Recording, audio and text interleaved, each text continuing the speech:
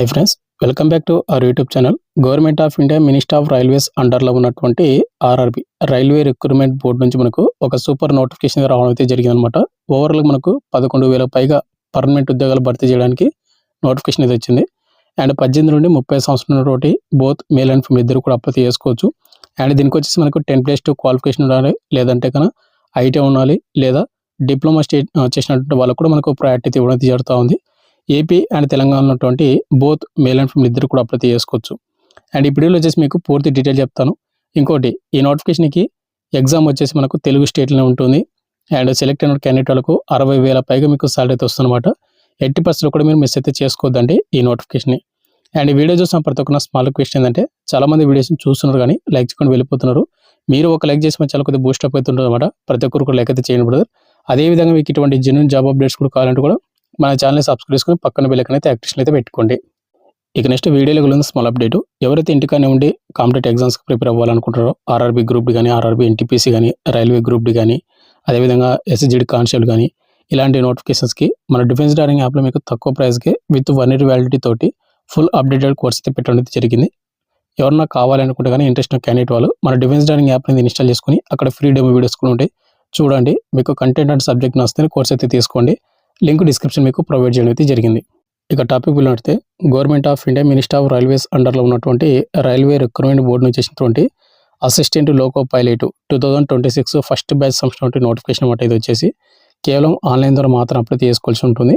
ముందుగా మనకు important date చూసుకుంటే May 15, 2026. మనకి ఇంకా 2 days ఉంటే కనుక అప్లికేషన్ అనేది లింక్ అనేది యాక్టివేట్ అవుతుంది. అండ్ అప్లికేషన్ లింక్ యాక్టివ్ అయిన తర్వాత వీడియో చేయడానికి అయితే ట్రై చేస్తాను. బట్ మీరు కింద కామెంట్ అయితే చేయండి లైక్ చేసి. అప్లికేషన్ ప్రాసెస్ మీ నుంచి వచ్చే రెస్పాన్స్ని బట్టి నేనైతే వీడియో చేయడానికి అయితే ట్రై చేస్తాను. ఇక నెక్స్ట్ అప్లై లాస్ట్ డేట్ మనకు June 14, 2026 midnight 12 వరకు అప్లై చేసుకోవచ్చు. నెక్స్ట్ మంత్ 14వ తేదీ వరకు. అది షార్ట్ నోటీస్ మాత్రం అనమాట. మనకు ఆఫీషియల్ ఫుల్ నోటిఫికేషన్ అనేది ఈ రోజు ఈవినింగ్ కానీ లేకుంటే రేపు మార్నింగ్ కల్లా మనకు నోటిఫికేషన్ అయితే వస్తుంది, ఫుల్ నోటిఫికేషన్ అనేది. ఇక ఈ నోటిఫికేషన్కి ఏజ్ లిమిట్ July 1, 2026 అయితే మన డేట్ ఆఫ్ బర్త్ అయితే కౌంట్ చేస్తున్నారు. మనకు మ్యాక్సిమం అంటే మినిమం ఏజ్ లిమిట్ 18 సంవత్సరాలు అయితే ఉండాలి. మ్యాక్సిమం మనకు 30 సంవత్సరాలు ఉన్నటువంటి యువర్ ఈడబ్ల్యూఎస్ అప్లై చేసుకోవచ్చు. ఎస్సీ ఎస్టీ వాళ్ళకు 5 years వస్తుంది కాబట్టి 35 వరకు ఛాన్స్ అయితే ఉంటుంది. ఇక ఓబీసీ వాళ్ళకు 3 years వస్తుంది కాబట్టి 33 వరకు ఛాన్స్ అయితే ఉంటుంది. మీరు అప్పర్ ఏజ్ లిమిట్ కూడా యూజ్ చేసుకొని ఎస్సీ ఎస్టీ ఓబీసీ వాళ్ళు కూడా అప్లై చేసుకోండి. ఇక నెక్స్ట్ వేకెన్సీ డీటెయిల్స్ చూసుకుంటే ఓవరాల్గా 11,127 వేకెన్సీస్కి అయితే మనకు అప్రూవల్ అయితే రావడం అయితే జరిగింది రైల్వే రిక్రూట్మెంట్ బోర్డు నుంచి. కాబట్టి మనకు 11,127 వేకెన్సీ అయితే ఫిల్అప్ అయితే చేస్తూ ఉన్నారు. ఇక నెక్స్ట్ మనకు శాలరీ మనకు ఇనీషియల్ పే వచ్చేసి మనకు 19,900 ఉంటుంది. 7th CPC మనకు పే లెవెల్ 2 కింద అనమాట. బట్ అన్ని ఎలిమెంట్స్ కలుపుకుంటే కానీ మనకు ఓవర్గా 50 నుండి 60,000 వరకు మధ్య దగ్గర శాలరీ అయితే వస్తుంది. ఎందుకంటే అసిస్టెంట్ లోకో పైలట్కి కొంచెం శాలరీ అయితే ఉంటుంది అనమాట, మంచి శాలరీ. ఇంకా అదర్ అలవెన్స్లు కలుపుకుంటే కానీ మనకు శాలరీ కూడా పెరుగుతుంది. కాబట్టి మీరు ఇక్కడ ఏదైతే బేసిక్ పే ఉంది కదా, ఇంతైనా శాలరీ అనేది మీరైతే అనుకోవద్దండి, డిసప్పాయింట్ అవ్వద్దండి. బట్ రైల్వే అలవెన్స్లు అనేవి మనకు కొద్దిగా డిఫరెంట్గా అయితే ఉంటాయి. వాటిని కలుపుకుంటే కానీ మనకు పెరిగే ఛాన్స్ ఉంది. ఇక నెక్స్ట్ మనకు ఎగ్జామినేషన్ ఫీజు ఈ నోటిఫికేషన్కి అప్లై చేసుకోవాలంటే మనకు ఫీజు కూడా వాళ్ళు పెట్టడం జరిగింది. ఇక్కడ వచ్చేసి ముందుగా ఎస్సీ వాళ్ళకి కానీ, ఎస్టీ వాళ్ళకి కానీ, ఎక్సర్సైజ్ క్యాండిడేట్ వాళ్ళకి కానీ, ఫీమేల్ వాళ్ళకి కానీ, ట్రాన్స్జెండర్స్ కానీ, అండ్ మైనార్టీస్ కానీ, లేకుంటే ఈబీసీ ఎకనామికల్ బ్యాక్వర్డ్ క్లాసెస్ కానీ వీళ్ళకి వచ్చేసి 250 రూపీస్ మీరు పేమెంట్ అయితే చేయాల్సి ఉంటుంది. ఈ 250 రూపీస్ కూడా మనకు స్టేజ్ 1 CBT ఎగ్జామ్ ఎవరైతే అటెండ్ అవుతారో వాళ్ళకు మళ్ళీ 250 రూపీస్ అనేది మీకు రిఫండ్ అయితే పడుతుంది. ఇక రిమైనింగ్ క్యాండిడేట్ వాళ్ళే ఉన్నారు కదా, యువర్ ఈడబ్ల్యూఎస్ ఓబీసీ బాయ్స్ మాత్రమే 500 రూపాయలు మీరు పేమెంట్ అయితే చేయాలి. అయితే ఈ 500 రూపాయల మీకు 400 రూపాయలు కూడా మీకు రిఫండ్ అయితే పడుతుంది. అప్పుడు మీకు అప్లికేషన్ ఫీజు అనేది 100 రూపాయలు మాత్రమే కట్ అవుతుంది. అయితే ఈ రీఫండ్ కూడా మీకు ఎవరికి పడుతుంది అంటే CBT 1 ఎవరైతే అటెండ్ అవుతారో ఫస్ట్ CBT దానికి వాళ్ళకి మాత్రమే రిఫండ్ అయితే పడుతుంది. ఇప్పుడు సపోజ్ మీరు అప్లై చేశారు, ఎగ్జామ్కి మీరు టైం లేకుంటే వేరే కారణం వల్ల మీరు ఎగ్జామ్ అటెండ్ అవ్వలేదు, అలాంటప్పుడు మీకు రిఫండ్ పడుతుంది అంటే రిఫండ్ అయితే పడదు. అదైతే చూసుకోండి ఒకసారి. ఇక నెక్స్ట్ మనకు సెలక్షన్ ప్రాసెస్ ఈ నోటిఫికేషన్కి అప్లై చేసుకోవాలంటే కనుక మనకు అప్లై చేసుకున్న వాళ్ళకు ముందుగా ఫస్ట్ స్టేజ్ CBT 1 ఎగ్జామ్ అయితే కండక్ట్ అయితే చేస్తారు. ఇది క్వాలిఫై అయిన వాళ్ళకి మళ్ళీ సెకండ్ స్టేజ్ అనేది మళ్ళీ CBT 2 ఎగ్జామ్ అయితే కండక్ట్ అయితే చేస్తారు. ఇది అయిపోయిన తర్వాత మళ్ళీ థర్డ్ స్టేజ్ వచ్చేసి కంప్యూటర్ బేస్డ్ యాప్టిట్యూడ్ టెస్ట్ అని CBAT అంటారు అనమాట, అది కండక్ట్ చేస్తారు.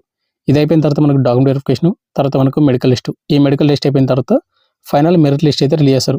ఈ ఫైనల్ మెరిట్ లిస్ట్ మన పేరు ఉందంటే కనుక మనకు ఉద్యోగం అనేది ఇవ్వడం అయితే జరుగుతుంది. అయితే ఇక్కడ మనకు ఫస్ట్ స్టేజ్ అవుతుందో CBT ఎగ్జామ్ అనేది మనకి ఏ విధంగా ఉంటుందంటే, ఇక్కడ మనకు డ్యూరేషన్ 60 నిమిషాలు మీకు టైమింగ్ ఇస్తారన్నమాట. ఈ ఎగ్జామ్ టైమింగ్ క్వశ్చన్స్ వచ్చేసి మనకు 75 క్వశ్చన్లు వస్తాయి, 75 మార్కులకు. నెగిటివ్ మార్కింగ్ 1/3 3 తప్పులకు 1 మార్క్ అయితే కట్ అవుతుంది కదా చూసుకోండి. ఇక నెక్స్ట్ యువర్ ఈడబ్ల్యూఎస్లకు 40% రావాలి, ఓబీసీలకు 30, ఇక ఎస్సీ వాళ్ళకు 30, ఎస్టీ వాళ్ళకు 25 మార్కులు వస్తే మీరు ఎగ్జామ్ క్వాలిఫై అవుతారు. మీరు షార్ట్ లిస్ట్ అవ్వాలంటే కనుక మీరు ఇంకా ఎక్కువ స్కోర్ చేస్తే బెటర్ అనమాట. అయితే ఇక్కడ మనకు సిబిటి ఎగ్జామ్ 1 వచ్చేసి ఏ విధంగా ఉంటుందంటే మ్యాథమెటిక్స్ నుంచి క్వశ్చన్ వస్తాయి, మెంటల్ ఎబిలిటీ నుంచి క్వశ్చన్ వస్తాయి, జనరల్ సైన్స్ నుంచి క్వశ్చన్ వస్తాయి, జనరల్ అవేర్నెస్ నుంచి క్వశ్చన్లు అయితే వస్తాయి. అయితే మరి ఇక్కడ మనకు ఆర్ఆర్బి ఏఎల్పి సిబిటి 1కి మన డిఫెన్స్ డైరింగ్ యాప్లో వచ్చేసి మీకు విత్ తక్కువ ప్రైస్ తోటి అంటే కేవలం 399కి విత్ 1 year వ్యాలిడిటీ తోటి కోర్స్ అయితే అందిస్తున్నాం కాబట్టి ఇంట్రెస్ట్ ఉన్న క్యాండిడేట్ వాళ్ళు అక్కడ ఫ్రీ డెమో వీడియో చూసి కోర్స్ అయితే తీసుకోండి. మన డిఫెన్స్ డైరింగ్ యాప్ లింక్ కింద డిస్క్రిప్షన్ మీకు ప్రొవైడ్ చేయడం అయితే జరిగింది. నెక్స్ట్ మనకు సిబిటి 1 ఎగ్జామ్ క్వాలిఫై అయిన వాళ్ళకు సిబిటి 2 ఎగ్జామ్ అయితే ఉంటుంది. ఇది కూడా మనకు కంప్యూటర్ బేస్డ్ టెస్ట్ అనమాట. దీనిలో వచ్చేసి మనకి ఏంటంటే part A and part B అని మనకు 2 పార్ట్స్ అయితే డివైడ్ చేశారు. అండ్ టోటల్ డ్యూరేషన్ వచ్చేసి మనకు 2 hours 30 minutes మనకి ఎగ్జామ్ టైమింగ్ ఉంటుంది. అండ్ 175 క్వశ్చన్స్ రావడం అయితే జరుగుతుంది. పార్ట్ ఏకి వచ్చేసి 90 నిమిషాలు టైమింగ్ 100 క్వశ్చన్లు, పార్ట్ బికి 60 నిమిషాలు 75 క్వశ్చన్లు.